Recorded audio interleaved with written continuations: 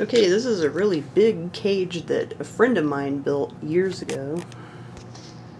She built it for her boa constrictor, actually, and he was a big old guy. His name was Pink, and he was a red-tailed boa, and he was probably 6 or 7 feet long, and he was big, and he died, and she had built this cage for him, and she wanted to get rid of him. This is like a 6-foot long enclosure here, with 2 doors, with chicken wire, and locks on it, of course, so they can't get out. And I decided she wanted to get rid of it, and she offered it to me, and I fixed it up and painted it and did all kinds of different stuff to it, and fixed it up for my rat snakes, because I had, at the time, 4 rat snakes, and one of them is right here. This is Rocket. She's an albino black rat snake, actually. Black rat snakes are indigenous to my area, which is Springfield, Missouri, southwest Missouri, and she's an albino one, which means she's completely lacking in all the black pigment and has the red eyes and all that stuff. And I've had her since I bought her when she was a baby in 1996. And she's probably about 5 feet long now, which is about, you know, about 3 to 5 feet long is about average for a black rat snake. And she's a big sweetheart. She's cool. So she's over 10 years old, which snakes, by the way, can live to be pretty old. But her other cage mates, there's a couple of more rat snakes in here. They're corn snakes, or red rat snakes. And her Slippy and Alice are their names. Now, Slippy and Alice, they're really special to me because I've had them since 1994. These 2 guys I bought when they were little babies. They had just hatched. I bought them at some pet store. Actually, my brother bought Alice. I bought Slippy, and he bought Alice because he thought Slippy was cool. But Slippy was here, the light-colored one was my first corn snake. And she's very cool.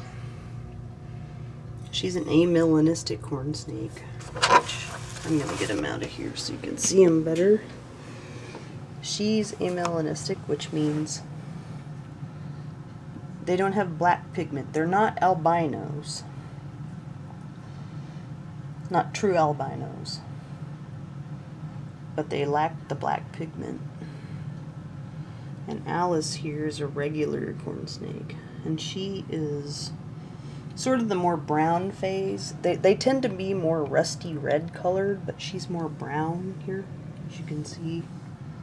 Sort of. She looks like a Great Plains rat snake, really. But yeah, you can see the contrast. But these 2 are sisters. They came from the same clutch of eggs because I guess their parents were heterozygous for albino or whatever. And Slippy has laid a bunch of... These look like eggs, and in a sense they are, but they're called slugs because they're infertile.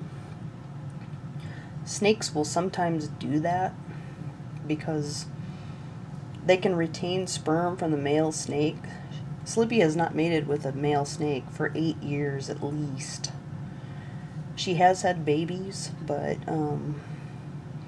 they can retain the sperm and they can lay eggs. Usually they're infertile.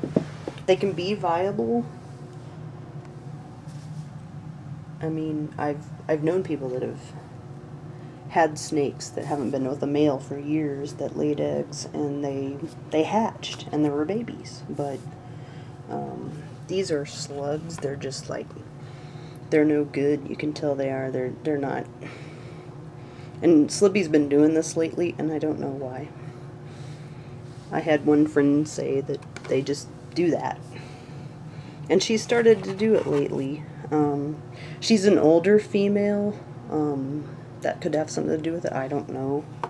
But she's like, she's just been dropping these like crazy for the last 2 summers, just like crazy. And then I have to feed her because she gets all skinny and stuff.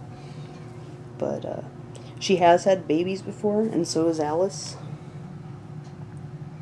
Unfortunately, the male that I had, Huey, he died a few years ago. He was really cool. I don't know what he died of. He just died, like, suddenly.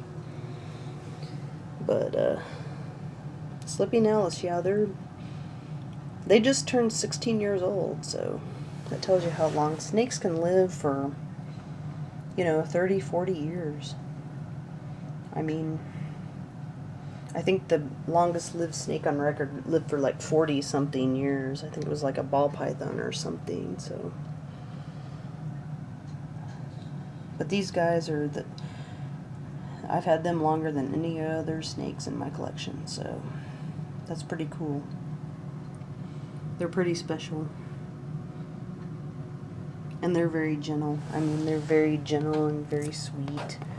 I've taken them to shows, like, not shows, but demonstrations and stuff. And, you know, corn snakes are great. I mean, they're so gentle and so sweet, and I've never met one that was aggressive or nasty in any way, or Slippy was a little mean when she was a baby. She kind of had a little mean streak, but she got over it real fast. But, you know, they're really, really beautiful snakes. Corn snakes. Corn snakes are good pets. You know, you can handle them, and you don't have to worry about. Of course, you don't want to handle mice and rats and try to handle them, but yeah, they live in this big enclosure, and they love their little, they're actually in their hide box right now, which just has a lid with a hole in it. It's like a Tupperware thing with a hole in it. I don't know if you can see that, but that's all you need. That's all you need. Like the Baird's rat snake up here has that's like a salad bowl or something that I used a Dremel tool and made a hole in it for a door. One thing you do want to make sure of, though, is that you have really good locking, you know, or enclosures that have really secure locks or clamps or whatever you want to call it, like this, because they will get out. They will find a way out. Now this is a Vision cage, which comes from, like, the company's called Vision, and it's an okay cage. I mean, it has a sliding glass door. And in there is my Madagascar hognose snake, and she's not dangerous, but she is venomous. She has rear fangs, like all hognose snakes have. She's a Madagascar giant hognose, and I'll get some better lighting and tell you about her in a minute.